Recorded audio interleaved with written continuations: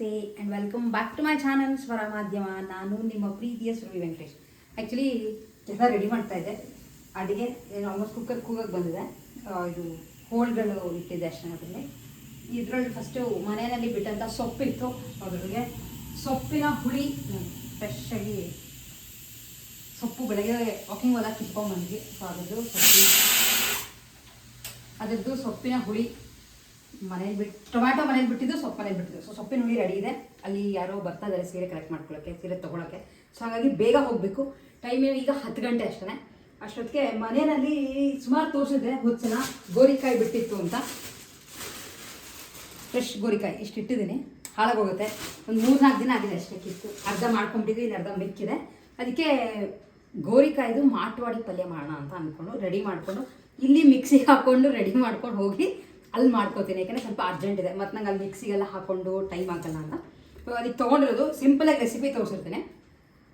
ಇದು ಕಡಲೆಬೇಳೆ ಒಂದು 1.5 ಗಂಟೆ ಕಾಲ 2 ಗಂಟೆ ಕಾಲದಷ್ಟು ನೆನೆಸಿಟ್ಟಿದ್ದೀನಿ. ಮಿಕ್ಸಿಗೆ ಹಾಕೋತಾ ಇದ್ದೀನಿ.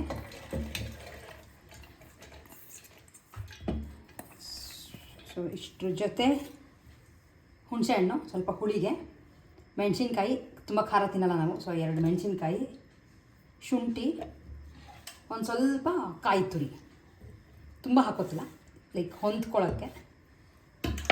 ಹಾಗೆ ಒಂದು ಸ್ವಲ್ಪ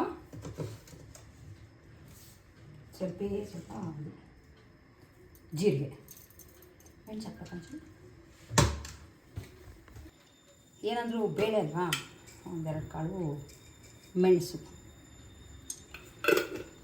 ಇದನ್ನು ಮಾಮೂಲಿ ಸ್ವಲ್ಪ ನೀರು ಹಾಕ್ಕೊಂಡು ಚಟ್ನಿ ಥರ ರುಬ್ಕೋತೀನಿ. ರುಬ್ಕೊಂಡ್ಮೇಲೆ ತೋರಿಸ್ತೀನಿ. ಅದನ್ನು ಒಂದು ಬಾಕ್ಸಿಗೆ ಹಾಕಿ ಆ್ಯಕ್ಚುಲಿ ಅಲ್ಲಿ ತೊಗೊಂಡೋಗಿ ಅಲ್ಲಿ ಗೋರಿಕಾಯಿ ಪಲ್ಯ ಮಾಡೋದನ್ನ ತೋರಿಸ್ತೀನಿ. ಸ್ವಲ್ಪ ಅರ್ಜೆಂಟ್ ಇದೆ, ಸೊ ಫುಲ್ ನಂಗೆ ಇಲ್ಲಿ ಮಾಡ್ಕೊಳಕ್ಕೆ ಆಗ್ತಿಲ್ಲ. ಹುಳಿನೂ ಮಾಡ್ಕೊಂಡ್ಬಿಟ್ಟಿದ್ದೀನಿ, ಇದೆಲ್ಲ ಈಸಿಯಾಗಿ ಆಯಿತು ಅಂತ. ತಿಂಡಿ ಜೊತೆ ಪ್ಯಾರಲ್ಲಿ ಅಡುಗೆ ಮುಗಿಸ್ಕೊಂಡ್ಬೇಕು, ಇಲ್ಲದ್ರೆ ತುಂಬ ಕಷ್ಟ ಆಗುತ್ತೆ. ಆಮೇಲೆ ಹೋಗ್ತಾ ಎಷ್ಟೊಂದು ಪಾರ್ಸಲ್ಸ್ ಇದೆ, ಒಂದು 15-20 ಪಾರ್ಸಲ್ ಇಲ್ಲಿ ತಂದುಬಿಟ್ಟಿದ್ದೀವಿ. ರಾತ್ರಿ ಬೇಕಾಗಿ ತೊಗೊಂಡು ಬಂದು ಅದನ್ನೀಗ ಹೋಗಿ ಶಿಫ್ಟ್ ಮಾಡಿ ಅಡುಗೆ ತೊಗೊಂಡೋಗಿರ್ತೀನಿ. ಸ್ವಲ್ಪ ಅಲ್ಲಿ ಯಾರೋ ಬರ್ತಾರೆ, ಅವ್ರು ಸೀರೆ ತೊಗೋಬೇಕಂತೆ. ಆಮೇಲೆ ಹೊಸ ಸ್ಟಾಕ್ಗಳು ತುಂಬ ಬಂದಿದೆ. ಆ್ಯಂಡ್ ಈಗ ಆ್ಯಕ್ಚುಲಿ ಅಧಿಕ ಮಾಸಾಲ ನಡೀತಿಲ್ಲ, ಹಾಗಾಗಿ ತುಂಬ ಜನ ಮನೆಗೆ ಬಂದು ಸೀರೆಗಳನ್ನ ತೊಗೊಂಡ್ತಾ ಇದ್ದಾರೆ. ಲೈಕ್ ಅವ್ರಿಗೆ ಕೊಡೋಕ್ಕೆ ಎಲ್ಲ ಬೇಕು ಅಂತ. ಬಜೆಟ್ ಫ್ರೀ ರೇಟ್ಗಳಲ್ಲಿ ತುಂಬ ಸೀರೆಗಳು ಬಂದಿದೆಯಲ್ಲ, ಸೊ ಹಾಗಾಗಿ ನನಗೆ ತುಂಬ ಟೈಮ್ ಇಲ್ಲಿ ಮತ್ತೆ ಸ್ಪೆಂಡ್ ಮಾಡೋಕ್ಕಲ್ಲ. ಹಾಗಾಗಿ ಈ ನಡುವೆ ಸ್ವಲ್ಪ ವೀಡಿಯೋಗಳು ನನಗೆ ಕರೆಕ್ಟಾಗಿ ಮಾಡಿಕೊಂಡು ಹಾಕೋಕ್ಕಾಗ್ತಿಲ್ಲ. ಕೆಲವು ವೀಡಿಯೋಗಳು ಮಾಡಿಟ್ಕೊಂಡಿದ್ದೀನಿ, ಎಡಿಟ್ ಮಾಡೋಕ್ಕಾಗ್ತಿಲ್ಲ. ಫುಲ್ ಕಂಪ್ಲೀಟಾಗಿ ಬ್ಯುಸಿಯಾಗಿ ಹೋಗ್ಬಿಟ್ಟಿದೆ. ಸೊ ಆದಷ್ಟು ನಾನು ಟೈಮ್ ಸಿಗ್ದಾಗ ಕೆಲವು ವೀಡಿಯೋ ಎಲ್ಲ ರಾತ್ರಿ 11-11:30 ಕುತ್ಕೊಂಡು ಎಡಿಟ್ ಮಾಡಿ ಹಾಕ್ತಾಯಿದ್ದೀನಿ. ಎನಿವೇಸ್ ಸಿಗ್ತೀನಿ. ಅಲ್ಲಿ ಹೋದ್ಮೇಲೆ ಪಲ್ಯ ಹೇಗೆ ಮಾಡೋದು ಅನ್ನೋದನ್ನು ತೋರಿಸ್ತೀನಿ. ಇದನ್ನು ಫಸ್ಟು ಮಿಕ್ಸಿಗೆ ಹಾಕೋತೀನಿ. ಆ್ಯಕ್ಚುಲಿ ನಿಮ್ಗೆ ಹೇಳಿದೆ, ಅಲ್ಲೇ ಆ ಮನೇಲೇ ಯಾರೋ ಒಂದು ಸೀರೆ ತೊಗೊಳಕ್ಕೆ ಬರ್ತಿದ್ದಾರೆ. ಸೊ ಅವ್ರು ಬಂದು ಒಂದು 4-5 ಸೀರೆ ಚೆನ್ನಾಗಿರೋದು ತೊಗೊಂಡ್ಬೋದು. ಸೊ ಅದು ಮುಗಿಸ್ಕೊಂಡು ಈಗ ಅಡುಗೆಗೆ ಇಡ್ತಾ ಇದ್ದೆ. ಅನ್ನಕ್ಕೊಂದು ಇಟ್ಟಿದ್ದೀನಿ ಈ ಕಡೆ.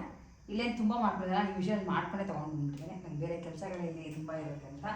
ಸೊ ಎಸ್, ಆ್ಯಕ್ಚುಲಿ ಹೇಳಿದೆ ಗೋರಿಕಾಯಿ ಈಗ ಬಿಡಿಸ್ತಾ. ನಂಗೆ ಏನು ಗೊತ್ತಾ, ತುಂಬ ಆಸೆ ಏನು ಅಂತಂದರೆ, ಹೀಗೆ ಕುಕ್ಕರ್ ಇಟ್ಬಿಟ್ಟು ಮನೆಯಲ್ಲಿ ಪಕ್ಕನೋ ಮೇಲೋ ಏನು ಬೆಳೆದಿರ್ತೀವೋ ಅದನ್ನು ಹೋಗಿ ಕಿತ್ಕೊಂಡ್ಬಂದು ಅಡುಗೆ ಮಾಡಬೇಕು ಅನ್ನೋದು ನನಗೆ ತುಂಬ ದಿನದ ಆಸೆ ಅದೊಂಥರ.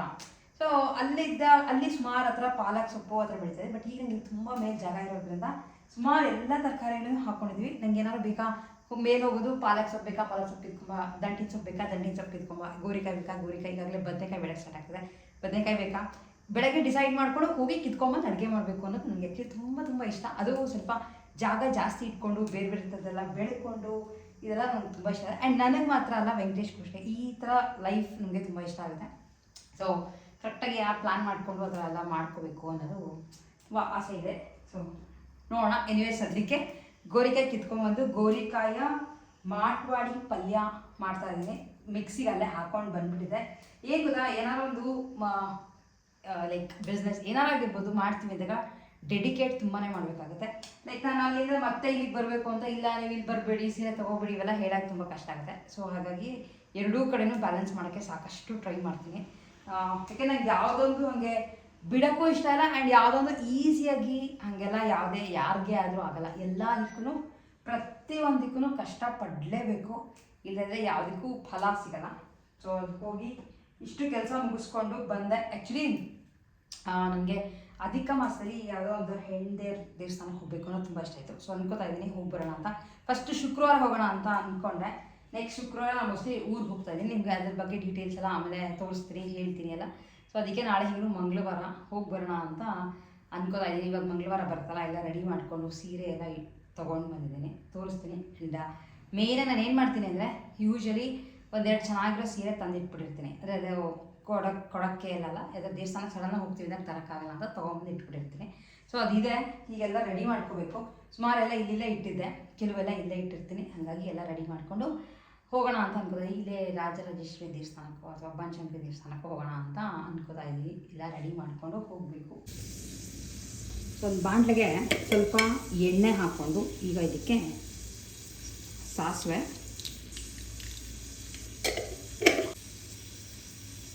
ನಮಗೆ ಅಡುಗೆಗೆ ಹಿಂಗಿಲ್ಲ ಅಂದರೆ ಒಂಥರ ಏನೋ ಒಂದು ಮಿಸ್ ಮಾಡ್ಕೊಂಡಂಗೆ. ಬಿಕಾಸ್ ಈರುಳ್ಳಿ ಹಾಕದೇ ಇದ್ದಾಗ ಹಿಂಗೆ ಬೇಕೇ ಬೇಕು.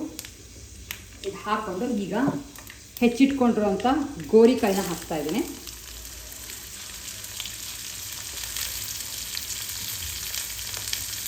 ಈ ಗೋರಿಕಾಯಿ ನೀರು ಹಾಕಿ ಬೇಯಿಸ್ಕೊಳ್ಳಲ್ಲ, ಆ್ಯಕ್ಚುಲಿ ಸ್ವಲ್ಪ ಚೆನ್ನಾಗಿ ಎಣ್ಣೆನಲ್ಲೇ ಬಾಡಿಸ್ಕೊತಾ ಇದ್ದೀನಿ. ಆ್ಯಂಡ್ ಈಗ ಸ್ವಲ್ಪ ಎಣ್ಣೆ ಜಾಸ್ತಿ ಬೇಕಾಗುತ್ತೆ. ಇದಕ್ಕೆ ಒಂದು ಚಿಟಿಕೆ ಅರಿಶಿನ,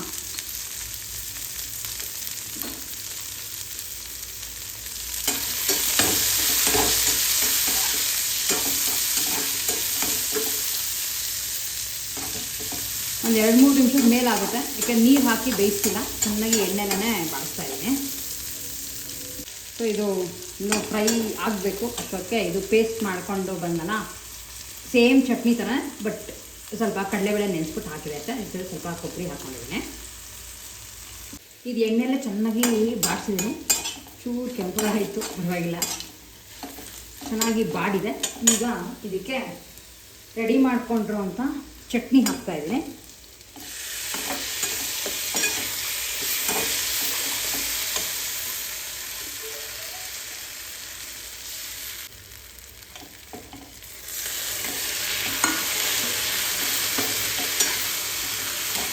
ಏನಂದರೆ ತುಂಬ ಬೇಗ ಗಟ್ಟಿಯಾಗಿಬಿಡುತ್ತೆ, ಯಾಕೆಂದರೆ ಬೇಳೆ ಅಲ್ಲ, ಹಾಗಾಗಿ. ಬಟ್ ಹಸಿ ವಾಸನೆ ಹೋಗೋವರೆಗೂ ಸ್ವಲ್ಪ ಇದನ್ನು ಚೆನ್ನಾಗಿ ಫ್ರೈ ಮಾಡಬೇಕು. ಇದಕ್ಕೆ ಸ್ವಲ್ಪ ಉಪ್ಪು ಹಾಕೇ ಇಲ್ಲ ನಾನು, ಎಷ್ಟು ಬೇಕೋ ಅಷ್ಟು ನೋಡಿಕೊಂಡು ಉಪ್ಪು ಹಾಕ್ಕೊಳ್ಳಿ. ಹಸಿ ಬೇಳೆದು ಹಸಿ ವಾಸನೆ ಹೋಗೋವರೆಗೂ. ನಿಮ್ಗೆ ಕಾಣಿಸ್ತೀರ ಚೆನ್ನಾಗಿ ಎಷ್ಟು ಬೇಗ ಗಟ್ಟಿಯಾಗೋಯ್ತು. ಈಗೇನಾದರೂ ಸ್ವಲ್ಪ ಎಣ್ಣೆ ಜಾಸ್ತಿ ಹಿಡಿಯುತ್ತೆ ಈ ಪಲ್ಯಕ್ಕೆ. ಸೊ ರೆಡಿ ಇದೆ ಪಲ್ಯ. ಆ್ಯಕ್ಚುಲಿ ಕಲಿಸ್ಕೊಳ್ಳೋಕ್ಕೆ ತುಂಬ ಚೆನ್ನಾಗಿರುತ್ತೆ, ಅನ್ನಕ್ಕೆ ಅಥವಾ ಚಪಾತಿಗೆ ಬಾಡಿಸ್ಕೊಳ್ಳೋಕ್ಕೂ ಚೆನ್ನಾಗಿರುತ್ತೆ. ಈ ಥರ ರೆಡಿ ಇದೆ. ಆ್ಯಕ್ಚುಲಿ ಪಲ್ಯಕ್ಕೆ ನೀವು ಬೇಳೆ ಹಾಕೋಬೇಕಾದ್ರೆ ಸ್ವಲ್ಪ ಔಡಾಗಿ ಹಾಕೋಬೇಕು, ಆವಾಗ ಬಾಯಿಗೆ ಬೇಳೆ ಸಿಗುತ್ತೆ. ಬಟ್ ನಾನು ಈ ಸಲ ಏನಾಯಿತು ಅಂದರೆ ಮಿಸ್ ಆಗಿ ಚಟ್ನಿ ಹಾಕ್ತಾಯಿದ್ದೀನಿ ಅಂತ ಅಂದ್ಕೊಂಡು ಮಿಕ್ಸಿಗೆ ಹಾಕ್ಬಿಟ್ಟೆ. ಸೊ ಹಾಗಾಗಿ ನುಣ್ಣಗಾಯ್ತು ಅಷ್ಟೇ ಹೊರತಾಗಿ ಬೇರೆ ಏನೇನು ಪ್ರಾಬ್ಲಮ್ ಆಗಿಲ್ಲ. ಏನಾದರೂ ಔಡಾಗಿದ್ದರೆ ಲೈಕ್ ಬೇಳೆ ಥರ ಬಾಯಿಗೆ ಸಿಗುತ್ತೆ. ಬಟ್ ಇದು ನಂತರ ಡಿಫ್ರೆಂಟಾಗಿ ಆಗುತ್ತೆ.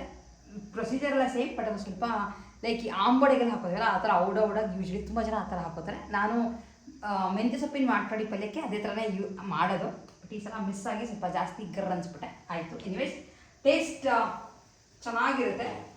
ಸ್ವಲ್ಪ ಎಣ್ಣೆ ಏನಾದರೂ ಹಾಕ್ಕೊಂಡು ಖಾರವಾಗಿದ್ದಾಗ ಬಿಸಿ ಬಿಸಿ ಅನ್ನ ಕಲ್ಸ್ಕೊಂಡು ತಿನ್ನೋಕ್ಕೆ ತುಂಬ ಚೆನ್ನಾಗಿರುತ್ತೆ. ಡೆಫಿನೆಟ್ಲಿ ಟ್ರೈ ಮಾಡಿ ನೋಡಿ ಹೇಗೆ ಬರುತ್ತೆ ಅಂತ. ಮನೇಲಿ ಬಿಟ್ಟಿರೋ ಅಂಥ ಗೋರಿಕಾಯಿ ಅಲ್ವಾ, ಒಂದೆರಡು ಮಧ್ಯೆ ಬಲ್ತೋಗಿತ್ತು. ಏನಾರಾಗಿರಲಿ ತರಕಾರಿ ನಾವು ಬೆಳೆದಿರೋದು ಅದು ಆರ್ಗ್ಯಾನಿಕ್ ಆಗಿದೆ ಅಂದರೆ ಒಂದು ಚೂರು ವೇಸ್ಟ್ ಮಾಡಲ್ಲ, ಅದನ್ನು ಆ ಥರ ಉಪಯೋಗಿಸ್ಕೊತೀವಿ. ಸೊ ರೆಡಿ ಇದೆ, ಸಿಗ್ತೀನಿ ಆಮೇಲೆ. ಏನೇನು ಊಟ ಮಾಡೋ ಟೈಮ್ ಆಯಿತು, ಈಗ ಆಲ್ಮೋಸ್ಟ್ 12:45 1 ಗಂಟೆ ಆಗಿದೆ. ಸೊ ಊಟ ಮಾಡಿದ್ಮೇಲೆ ಸಿಗ್ತೀನಿ.